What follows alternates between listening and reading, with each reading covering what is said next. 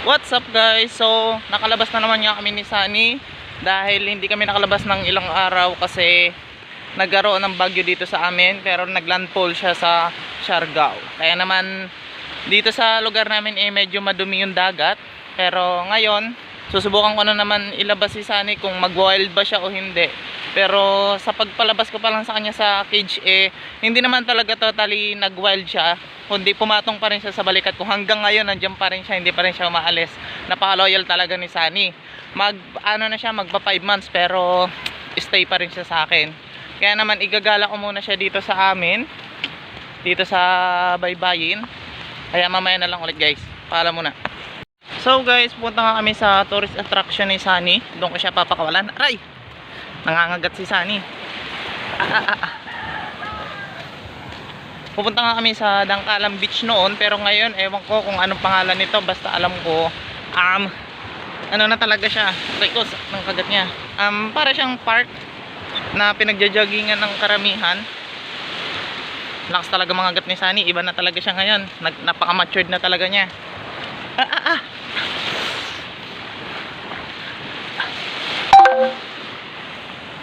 Napakakulit niya. Napakahilig niya kumagat. Kaya minsan naman susugatan na ako. Pero okay pa rin. Kahit kinakagat niya ako, okay lang. Mamaya na lang guys. Yan. Diyan ka na naman sa cellphone ko. Yan na naman paglalaroan mo. Sige yan. Mamaya na lang guys. So guys, pinalipad ko nga si Sunny. Yan. Natutuwa yung dalawang bata. Ewan kung anong school sila. Basta talaga may nakakakita kay Sunny ng mga bata. Aray! Sakit na. Sugat-sugat na ako guys. Yan. So guys, pag may nakakakita kay Sunny, ina-attract talaga sila. Tanong sila ng tanong or kung saan binili, magkano binili. Kaya lang ako naman, syempre, hindi ko sinasabi kasi hindi ko talaga inaano kung binili ko talaga siya. Kasi syempre, ako na nag-alaga sa kanya hindi ko pinaano kung magkano siya. Minsan gusto nila bilhin pero never. Hindi siya binebenta, hindi siya for sale, no? Dahil tinuturing ko siyang kapatid or hindi siya hayop para sa akin or hindi siya pet para sa akin, no? Mas talaga niya mga gat, kanina pa to. Sakit-sakit na. Sugat-sugat na ako guys. Ayun o, kikita nyo naman. Grabe. Shit. Sakit. Mamaya na lang guys. By the way, nandito nga kami ni Sunny sa Dangkalan Beach na talaga noon. Ewan ko kung ano pangalan talaga nito.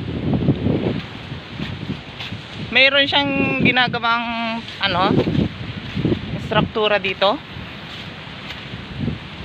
Ewan ko kung anong gagawin nila doon sa dulo. Ewan ko kung anong gagawin nila doon sa may truck. Ewan ko kung anong gagawin nila.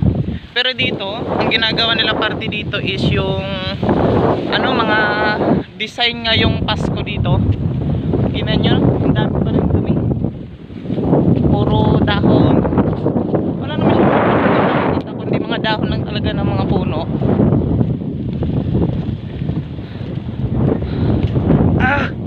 Sakit talaga mga gat ni Sunny. Lakas ang topak niya. Huwag mo isisave yan. Nag-video pa ako. Masira yan. Ang kulit mo talaga sobra. Tara dito, step up. Yun, lumipad siya. Lumipad na naman siya. Party siya doon guys. Party siya doon. Tawagin natin siya guys. Sakit niya mga gat. Sunny, come.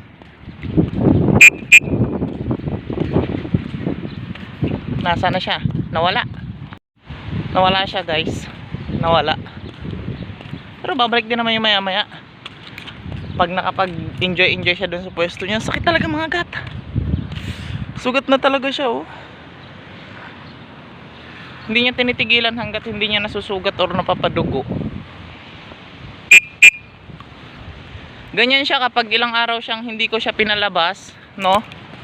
Pag ilang araw ko siyang hindi pinalabas, para siyang nananakit na talaga.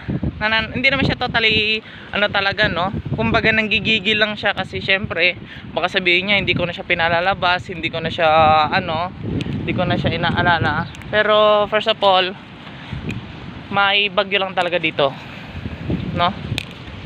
Nasaan na kaya?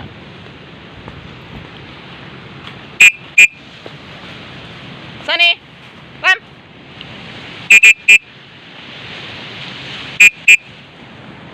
Hindi ko siya makita. Baka mamaya umuwi na siya.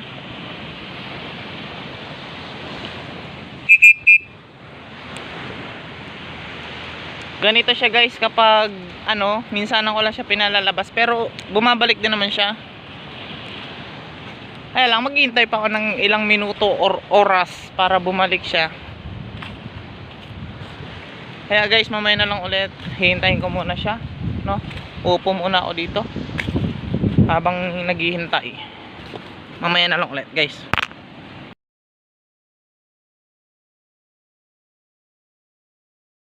So guys, bumalik na si Sunny. Kaya lang sobrang kulit talaga niya. Inaasar na naman ako. Kita nyo? Kagat talaga siya ng kagat. Ayaw niya akong tigilan pangagat.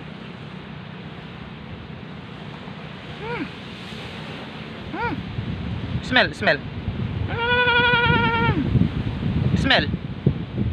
Minsan lang siya magpapamoy, pero minsan ayaw niya magpamoy. Ang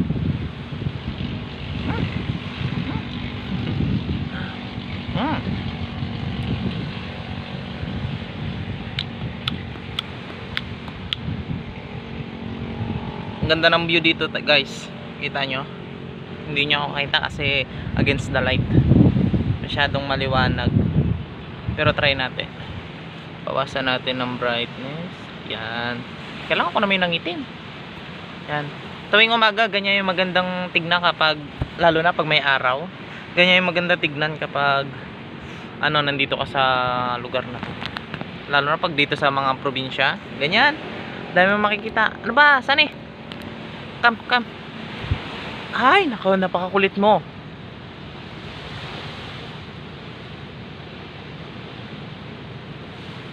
Napakakulit niya.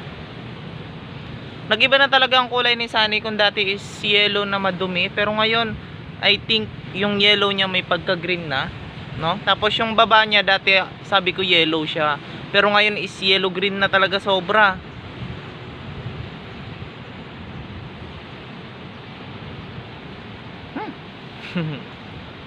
Tapos nung nilabas ko kanina si Sunny, no, nagwawala yung ibang pinalalabas ko, lalo na yung puti.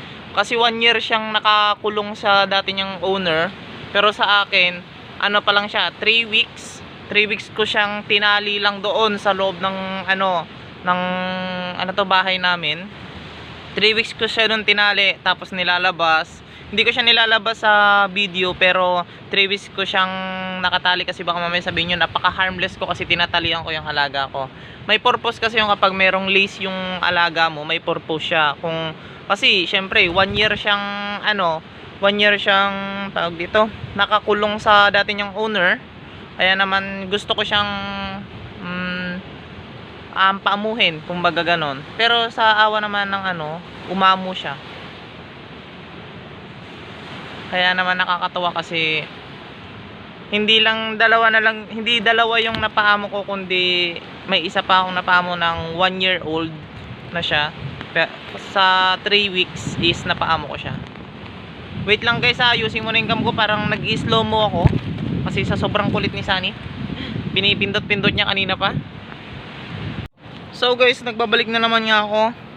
Doon sa albino ko na cockatiel, talaga siya. First time ko magpaamo ng ganon na wild, kasi ako nagpapaamo ako ng ganito katulad kila Sunny is sisiw pa, no. Pero yung albino ko na cockatiel is first time ko siyang paamuhin ng may old na, no. Kaya naman nakaka-proud sa sarili kasi hindi ko inakala na mapapaamo ko siya. Kasi sabi nila kapag nilagyan mo daw ng lace yung isang alaga is lalo siyang magwa-wild, tapos magkakaroon ng sugat yung kanyang paa. Pero sa nangyari, wala siyang sugat sa paa kasi nilagyan ko siya ng tape. Yung tape na puti na ginagamit sa school. Yun ang ginagamit ko. Ulis ka dyan, Sunny. Yun ang ginagamit ko sa sa paa niya bago ko siya lagyan ng lace. Kasi yung lace ko is meron siyang yung bakal na singsing, tapos mahaba yung niya, mga 3 feet yung yung tali. Kaya naman nakakalipad pa rin siya kahit ganoon. Tapos naka-fix yung yung perch ko, yung patungan niya, naka-fix siya sa lagayan ng ko dati, stand ng cellphone. Pinindot na naman ni Sunny. Mahilig si Sunny kapag nakikita niyo yung red dito sa cellphone ko. Lagi niyang tinutok yung kaya naman napipindot talaga niya. Kaya minsan naman yung settings or yung post or minsan yung yung capture, no? Kaya ang hirap mag-vlog kapag kasama si Sunny. Pero nakakatuwa naman kasi natutuwa yung iba. Para siyang gusto ko siyang kagatin sa sobrang gigil niya sa akin, no? Nanggigigil talaga siya sobra. So, yun. Napaamo ko siya ng mabilisan sa 3 weeks. Tapos siya, kumbaga nung nakuha ko siya is 3 days or 5 days hindi siya kumain sa akin. Hindi siya kumain. Pero siya, nung sabi daw nila kapag nagpupo daw siya ng white is posibleng mamamatay. Yun, nagpupo siya ng puti, ako naman is kinabahan na. Kaya naman ang ginawa ko, pinakain ko pa rin siya ng kahit hindi niya pinainom ko siya ng malunggay. Tapos doon yung katas ng malunggay, kasi gumagamit di ba ako ng syringe para kila Coco tapos Sunny. Pero ngayon si Coco na lang yung pinapakain ko sa syringe, si Sunny hindi na. Siya, nung pinainom ko siya ng ng katas ng malunggay, bumalik yung niya, yung pupo niya sa kulay green. Kaya lang tubig pa yung pupo niya. Pero yon, ginawan ko siya ng paraan na kumain ulit. Nung mga pagkatapos ko siya painumin ng ng malunggay na katas, talaga siya, kumain na siya nung kinahapunan na. Kumain na siya ng kinahapunan. Kaya naman yun, natuwa ko doon bigla. Tapos sabi ko, buti naman, thanks God, kasi siya na napabuti. Tapos nung pagka 2 weeks na niya sa akin, ayun, nakakatawa naman yung pagka 2 weeks niya kasi medyo siya, yung kumbaga umaamo na siya sa akin. Lagi siya kasing wild, yung pag nilalapitan mo is siya, lumilipad-lipad. Pero sa naman is hindi naman talaga siya hindi naman siya gumanon nung ika 2 weeks na niya. Kaya yun, ang bilis ko siyang mapaamo, pinapatok ako yung mga kamay ko, kahit nasusugatan ako, okay lang. Pero yun, sa ika 3 weeks, sinubukan ko na siya tanggalan ng lace. Yun, successful na paano ko naman siya na umamo na talaga siya sa akin. Kaya kung sino may gusto na paamuhin yung taon na or may taon na na alaga is kayang-kaya pa naman sa sa tiyagaan lang talaga, no? Kulit mo talaga, Sunny. Ini-explain ko kung ano nangyari doon sa albino natin. Kaya lang ikaw nangungulit. Kagat ka ng kagat. Sarap niya kagatin sa sobrang gigil ko. Sa sobrang kulit din niya.